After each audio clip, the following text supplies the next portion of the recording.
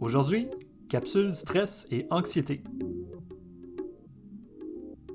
Le stress, c'est une réponse innée de l'organisme au niveau nerveux et physiologique. C'est une activation du système nerveux. Ça va être initié par un déclencheur qu'on ne contrôle pas. C'est un mécanisme d'adaptation et de survie. Ça va causer un ensemble de réactions physiologiques et psychologiques pour se préparer à faire face à une menace ou un danger. L'anxiété, c'est une tendance à créer soi-même son stress, à l'exagérer ou à le redouter. Ça se manifeste par de l'anticipation, un sentiment d'insécurité, d'appréhension ou de malaise. Il faut faire la différence entre le stress et l'anxiété. Donc le stress, c'est un inconfort physique en lien direct avec la réalité immédiate. Ça va se déclencher dès qu'il y a une menace ou un danger réel.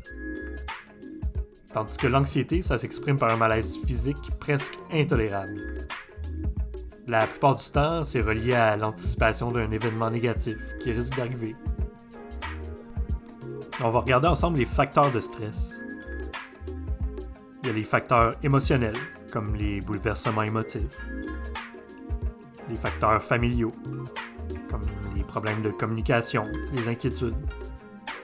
Il y a aussi les facteurs sociaux, comme l'isolement, les relations tendues, l'absence de sentiment d'appartenance.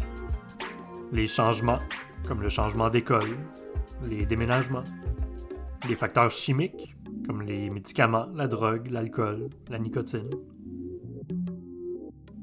Il y a plusieurs éléments qui peuvent être à l'origine du stress. Puis, généralement, on peut les classer dans une de ces 4 catégories-là.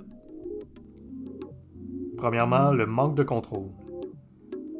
Le sentiment d'impuissance, l'impression de ne pas contrôler la situation ou de ne pas être en mesure de l'influencer, ça va provoquer du stress.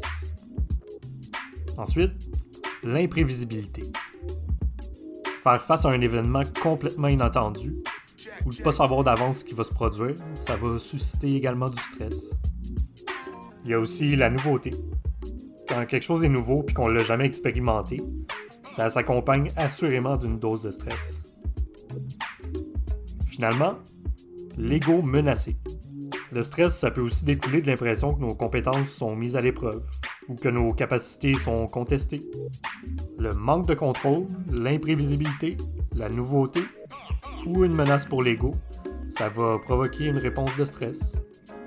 Quand il y a une situation qui comporte plusieurs de ces variables, ça va provoquer une sécrétion d'hormones de stress plus importante. On va regarder ensemble quelques outils qui peuvent nous aider dans les moments stressants et anxiogènes.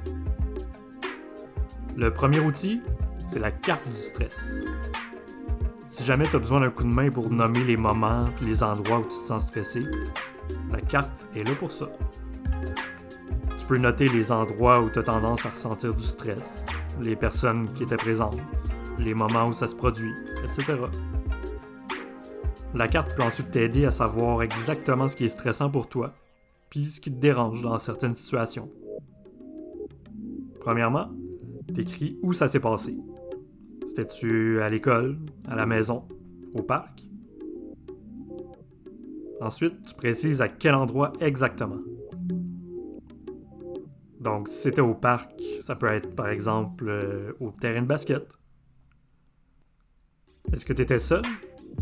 Sinon, c'est qui était présent? C'est quand que ça s'est produit? Est-ce que c'était plus en avant-midi, en après-midi, en soirée?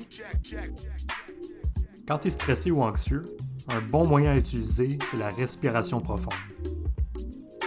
Ici, l'outil, c'est la respiration à l'aide d'un carré. Tu commences en bas à droite, puis tu suis les flèches. Un tour complet, ça correspond à une respiration profonde complète. Fais le tour du carré aussi souvent que tu en as besoin. C'est tout pour aujourd'hui. On se revoit la semaine prochaine pour une autre capsule.